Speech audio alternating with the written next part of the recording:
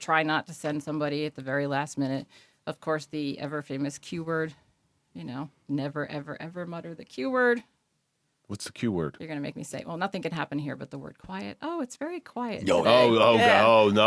See, it's gotten so bad you can't, Yeah. Because when you say it happens, all of a sudden everything explodes. Yeah, it's just the board lights up. Yeah, everything. Yeah. This is going to hurt. It's time for the Suffering Podcast. Like if it's spiders, I'll have a big spider, just to make you comfortable. Yeah. No, see, I'm smart and that's it. No. Apparently what happened, someone in the neighborhood when I was 2.5, fooling around, thought, hey, let's set off an M80 behind her. Scared the crap out of me. So now kind of people I'm scarred for life. What kind of people did you grow up with? This was a family friend that stayed a family friend, still is. So I guess flashbangs are out for you too then. Yeah. Anything. So it's not even the noise. I've gone shooting before, but it took me forever. I'm standing there, and the friend I was with, you can do it. I'm like, it's going to happen. It's going to happen. It's the anticipation. The noise itself, I don't care. It's that's a sure recipe for not being able to shoot is anticipating the bang. Yeah, because then you put them in the ground. Yeah. You clench and push forward. Pull them down. So therefore, if I was ever a cop, had to clear a house, like, okay, are they going to jump out? Are they going to jump out? So being on the phone side of it is a much safer place. So that one event when you were a child made you hyper vigilant to popping sounds or whatever it may be. So you hate those little poppers? If it happened, fireworks. I think I was, 48 now? So I was 46, 47 when I finally sat through my first fireworks show without freaking out. Yeah, I still don't like fireworks to this day. Yeah. Ever since my shooting, I just can't do it. If I see them, I'm fine with them. But if they, like you said, if they go off behind me or something, bothers the hell out. Once they get started, I'm fine. It's the anticipation. It's something with that anticipation. So how did this lead you into getting into dispatch? So what happened? Still thinking, okay, I came home from Texas. What am I going to do? There is a part-time job advertisement for a police matron in one of the North Jersey towns. I was like, all right, I'll try that. I can do that. Maybe I'll get my foot in the door. We'll see what happens. Another thing I've never experienced before. So I remember, and for those who don't know, at the time we were just getting into the time where, maybe we don't want male police officers patting down female prisoners. That can lead to all kinds of problems. The whole sexual harassment thing was coming out. So they trained civilians to come in. When they had females, I'd be on call. We had a lot of shoplifters in that particular town. We'd come in and pat them down. The first one I ever get, she's detoxing from heroin. Every possible thing that could be going wrong. Not everybody showers regularly. No. And I believe she threw a used feminine product at one of the officers. I'm like, oh, great. And they usually put things where they're not supposed to be. Right. I just saw one of the greatest police searches by a female of a male suspect. She takes her arm like this, straight through the legs, and goes, "Foomp." And if he was hiding anything up there, she would have. It was actually a really good way in a tough situation for the opposite gender to search somebody.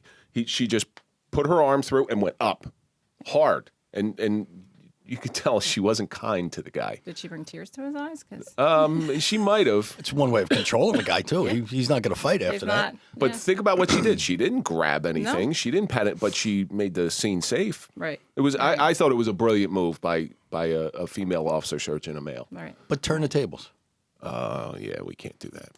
Yeah, and that was just starting. So they figured, all right, let's use females. So this particular individual, she's detoxing in the cell. She has to go to the hospital. Take her to the hospital. I have to go in with the doctor. I just remember thinking the doctor pulls up her shirt and just all the, incision, the marks, track marks. I was like, it looks like a freaking raisin. Like, I've never seen this. I had nightmares about that individual for a week. How do people get that way? Why do they? Because once she was helped when are we going to county? I want to go to county. I want to see my friends in county. I'm like, how do people get to that point? Well, heroin is one of the worst drugs I've ever seen in my life. Yeah, without a doubt. And this was 20 plus years ago, so it wasn't even to the extent that it is. But like going to county, that's their safe place. Yeah. That's where all their friends are. And sure enough, you walk in, hey, how you doing? I'm like, oh my God. And me living the sheltered little life that I did, I had nightmares about her for the first week. Then I, as you said before, once you do it a few times, it's like, okay, whatever, let's just get this done, Yeah, it's because it's unpleasant. It is. You know what I used to do, especially when female, there's one, I've told this story on the air before. There was they used to go to Newark to buy their heroin and then ship it back to Pennsylvania, but they were all using, so they would stop in my town and use. Yeah. Well, girl was ODing in one of the parking lots, and everybody in there, they were all cutters. And if you don't know what cutter is, people are very numb, and they'll cut themselves just so they feel something. Even pain's something that they want to feel, and it just cuts all over the arm. Yeah. And all these, there was one male and 3 females. The females overdosing, and I said, "You got 5 minutes to search yourself. Give me what you," because I know they had something on them. Well, I knew she wasn't going to give me everything, and she goes right down in the front of her pants, pulls it out of her monkey, and hands me. It goes like this. Here you go. Yeah. I'm like, hold on, hold that out. Hold that out. And I go open up the bag. I'm like, all right, drop it in. Yeah. But she didn't take it all out. I knew she would, but she ended up ODing as well. But so I had to go to the hospital with this girl, and this is how bad of a drug heroin is. She cut her lady parts. Oh. Yeah. I was, what the hell? This is the worst thing I've ever seen in my life. It is. And I hate this, but you will, flash forward to what we do today when we're looking up people in dispatch, even just license pictures, or we're checking criminal histories where you see what they used to look like. Amazing. And you're like, wow. Do you ever see that meth faces? I was just going to say, the faces of meth. It's like, or even just, if we're looking at mugshots, and it's the mugshots through years, and you're like, oh my God. Yeah. And it's just from drug use or, Well, the sad part about that is, and I know marijuana being legal now has its uses. I believe it's abused, my opinion.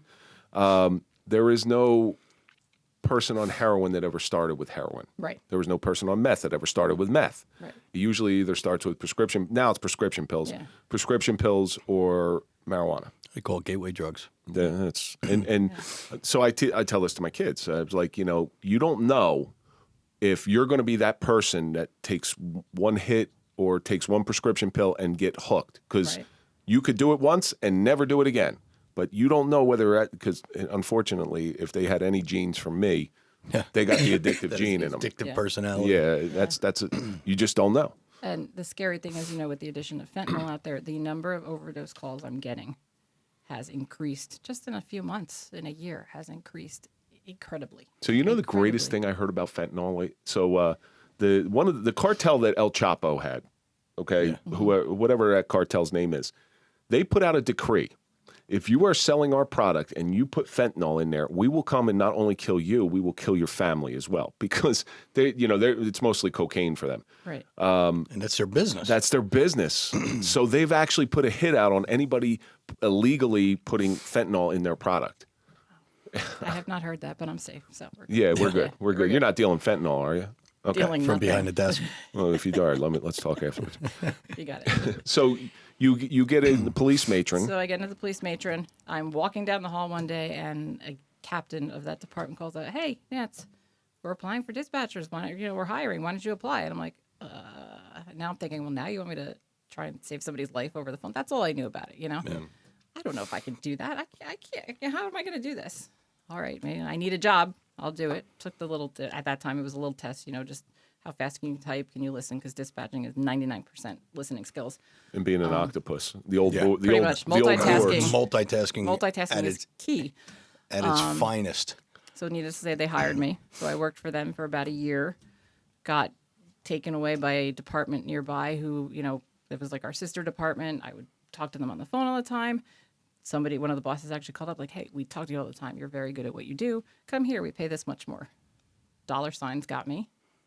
Was the worst mistake I ever made, because the department I'd started with, they were fantastic. I loved going to work. I loved getting up. I loved going to work. It was like going to hang out with my family all the time. So that second department I went to, I worked a very weird schedule where it was 16 hours Friday, Saturday, 8 hours Sunday, Monday through Thursday off.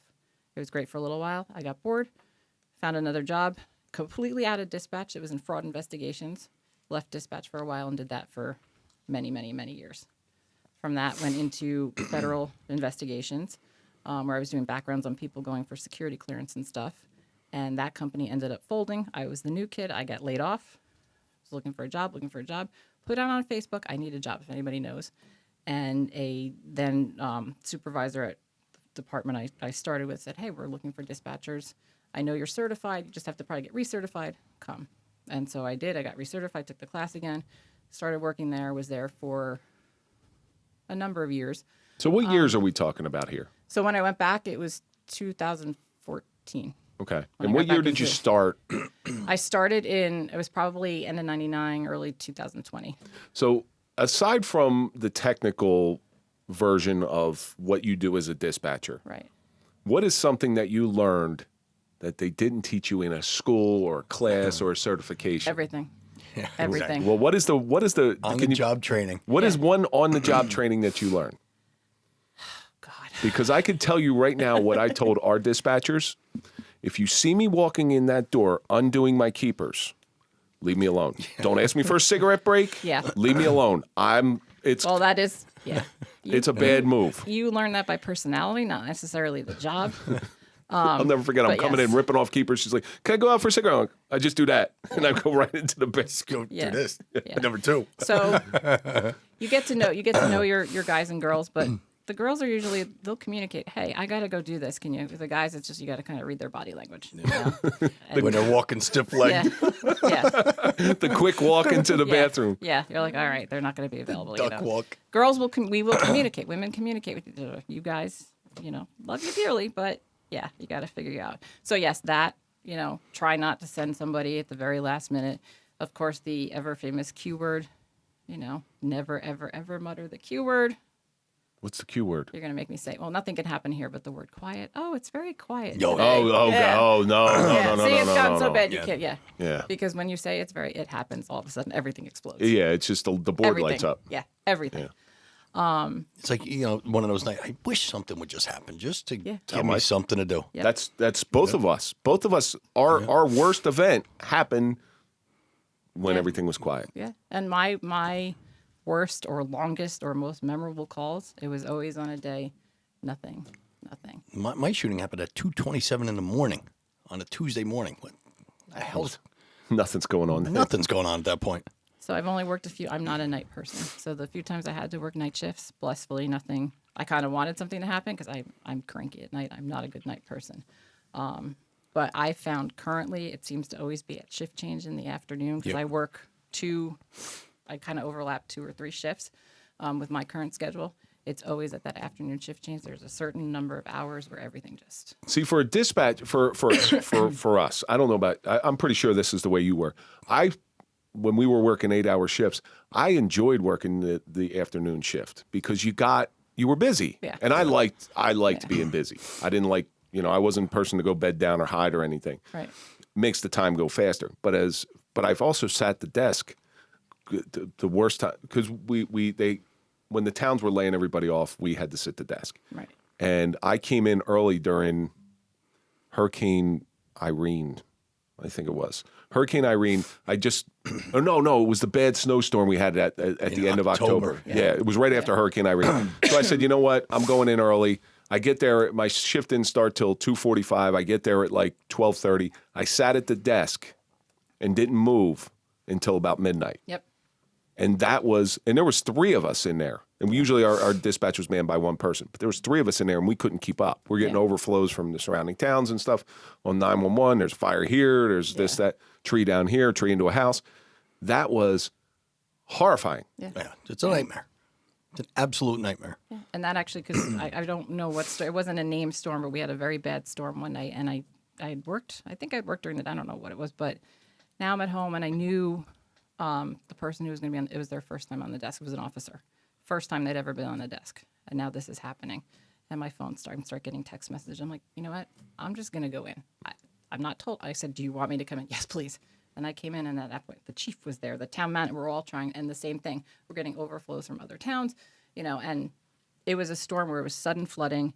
And the worst thing you can ever do, especially in something like that, you're trying to deal with the town that you're working for and those people. Now you're getting calls from other towns, and they're 911 medical calls, severe calls. The one call that sticks out, she's screaming, my landlord, he went out, he's plugging a generator in, I think he's getting electrocuted.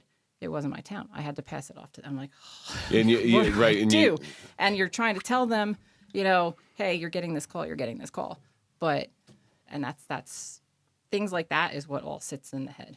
So when you first started dispatching, I'm going to take you back to when you first started. What was your reality check?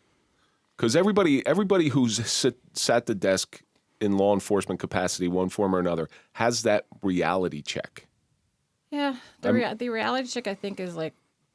You were probably still doing guide cards because the way, just for people listening, the way it used to be before there was emergency medical dispatch, right. We used to have pre-arrival instructions. Still do. So Still do. We used to have to have a certain certification to do it, and you're flipping up guide cards, and some people didn't.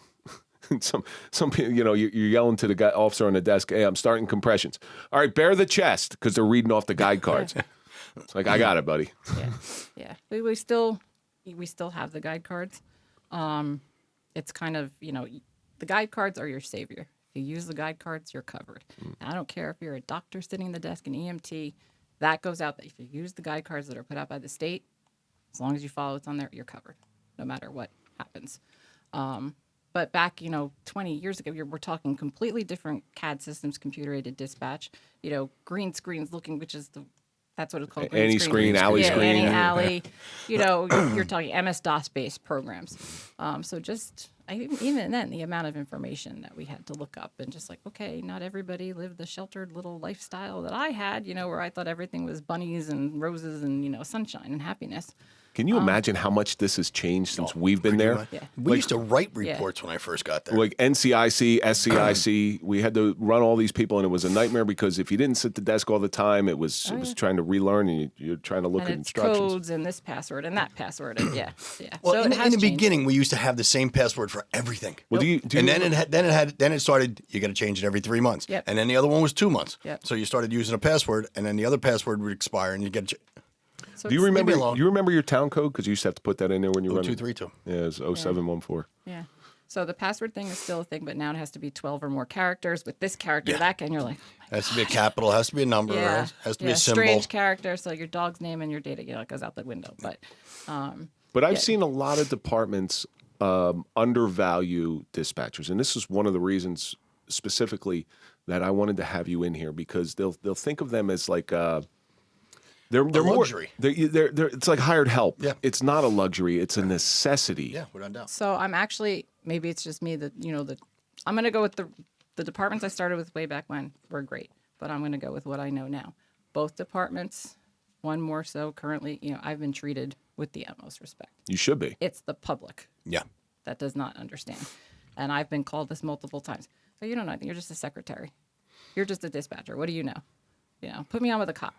And I've had and no disrespect to the public, because the first thing you're taught when you go for your certifications, no matter what, especially 911, whatever that call is on 911, it's that person's worst day. It's the most important thing going on in their life at that point. Most important or their worst possible day. Absolutely. So maybe they stubbed their toe, and you're like, really stubbed? Okay, maybe that person has a very low tolerance for pain. Maybe it's setting something else off. Who knows? So you have to treat that. So no disrespect to the public when they call, but the public is, you're just a person answering a phone. You're just a phone operator. What do you know? I used to say all the time, we should have like one amnesty day a year when you're working a desk. Oh, yeah. Someone calls up 100%. and says, someone's blocking my driveway. Well, fucking deal with it then. What are you bothering us for? Or you get those, so you do get those mundane calls. We used to get calls, hey, there's deer in my backyard. Yeah. I was like, you're in their backyard. I hate to tell you. So the first department, I'm now at this one department, but I was working for both. One was a very small town. This one's a little more metropolitan, a lot busier. But we would get a lot of city transplants to the small, and I would get that. I had a call. There's a deer in my yard. It's staring at me. What am I going to do? I'm like, talk to it. Talk it down. I was like, look at it. Are you inside? Yes. Practice okay, your fine. hostage negotiation skills. You're fine. Well, I want it to go away. Send the police. I'm like, I can't. It's wildlife. It's normal. Is it injured? No. It's staring at me. I'm sorry. I can't. Well, one of the nights I can remember, I got sent to a bear call. So there's a bear. That's a little frightening. They're like, go up and see what you can do. I'm like, what the hell am I going to do? Yeah, exactly. What am I going to wrestle it? I'm not Davy Crockett. I'm not going to be able to grin him down. Thankfully, en route there. Well, this is really hard. Thankfully, en route there was a self-inflicted gunshot wound that I had to veer off and go there. Jump that call. Yeah, I'm like, I'll deal with this. I'd rather deal with this than the bear. Yeah, and I mean, I thank the public every day. Were it not for them, I would not have a job. We would not have a job, But that's that gratitude that we spoke about very early. It is. Yeah. That's what I always used to say about crime. Thank God it's crime. Yeah. Gives us a job. Yeah. But so many people, including, I'm not getting political, but just the state of New Jersey, only recently recognized dispatchers as first responders. The federal government still working on that. 911 has been around since 1968. Which I don't understand. I don't understand. Right now, dispatchers, public safety telecommunicators, classified under the Department of Labor as its support office and administrative staff. Under protective service, where you have your law enforcement, you have crossing guards, parking enforcement, and I saw flaggers, the guys, yes, very dangerous. You're dealing with kids, you're dealing with traffic. The liability isn't there. The liability for dispatchers is gigantic. Yes. So yes. There are dangers to every position. There's dangers to everything. Well, it's a high pressure situation. It is. Yeah. It's a high pressure job. Single phone call, you have no idea what's going to be on the other end. Even if it's your regular, you see the number come up. Even if it's your regular person, you don't know. And especially when 911, because we have multiple 911 lines, when that lights up all at once, it's going to be big.